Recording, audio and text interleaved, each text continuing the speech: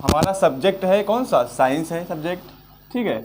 और सब्जेक्ट में पहला टॉपिक हमारा कौन है, सब्जेक्ट है हमारा साइंस। साइंस में पहला टॉपिक है साइंस इंट्रोडक्शन, विज्ञान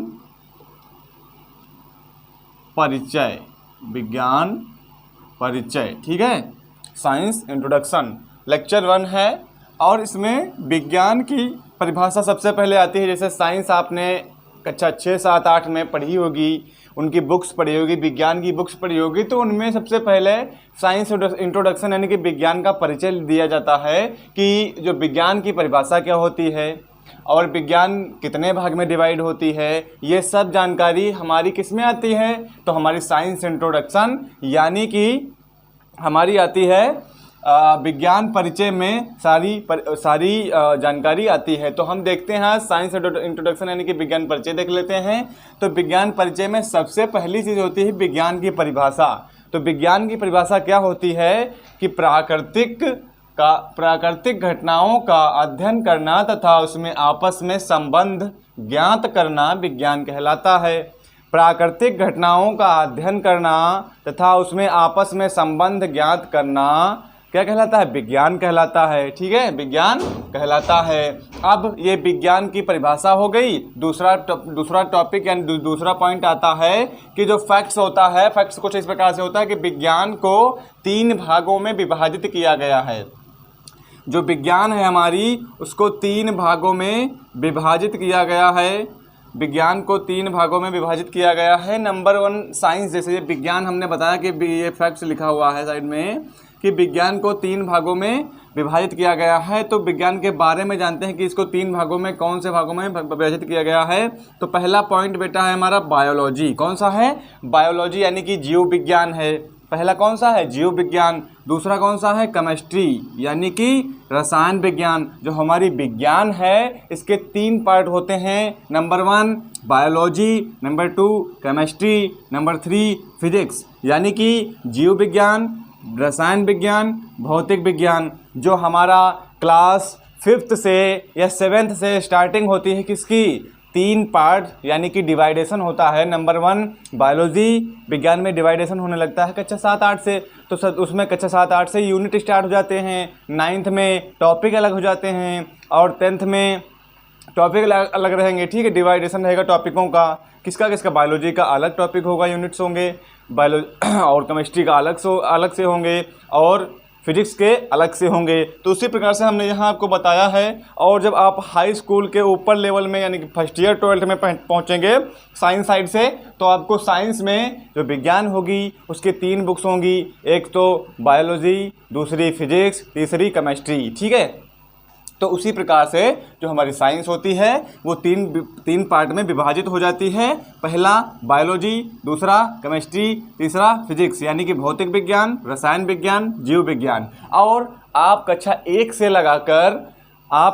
से लगाकर 6-7 तक क्या पढ़ते हैं, विज्ञान पढ़ते हैं यानी कि पेड़ पौधों का अध्ययन, जंतुओं का अध्ययन और जितना भी विज्ञान के अंतर्गत टेक्नोलॉजी वगैरह आता है वो सब साइंस में एक ही में पढ़ाया जाता है कक्षा 7 तक। लेकिन 7 के बाद में बेटा आपके टर्म आ जाते हैं यानी कि डिवाइडेशन हो जाता है, यूनिट्स बन जाते हैं।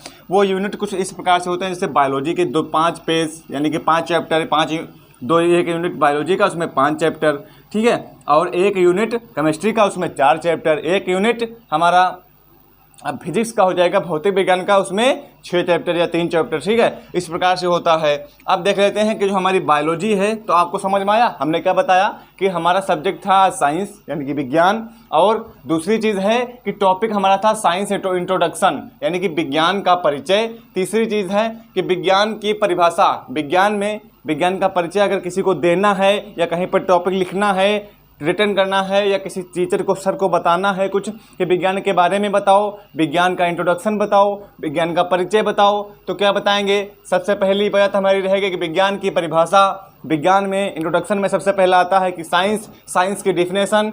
तो प्राकृतिक घटनाओं का अध्ययन करना तथा उसमें आपस में संबंध ज्ञात करना विज्ञान कहलाता है। यानी कि प्राकृतिक यानी कि जो हमारी नेचुरल है, हमारा नेचर है, उसमें किसका प्राकृतिक घटनाओं का, जो हमारे फैक्ट्स होते हैं उनका अध्ययन स्टडी करना क्या कहलाता है, साइंस कहलाता है। ठीक है, आई होप समझ में आया होगा ये पॉइंट आपको। उसके आगे है कि साइंस, विज्ञान जो होती है उसके बारे में देखते हैं। तो साइंस में जो हमारी साइंस होती है, विज्ञान को 3 भागों में विभाजित किया गया है, यानी कि division of 3 types of science. Science को 3 भाग में विभाजित किया गया है। तो साइंस की 3 भाग कौन सा है? पहला हमने आपको बताया भी है कि जीव विज्ञान यानी कि बायोलॉजी, दूसरा केमिस्ट्री, तीसरा फिजिक्स। तो जीव विज्ञान, रसायन विज्ञान, भौतिक विज्ञान, 3 पार्ट हो गए, जीव विज्ञान, रसायन विज्ञान, भौतिक विज्ञान।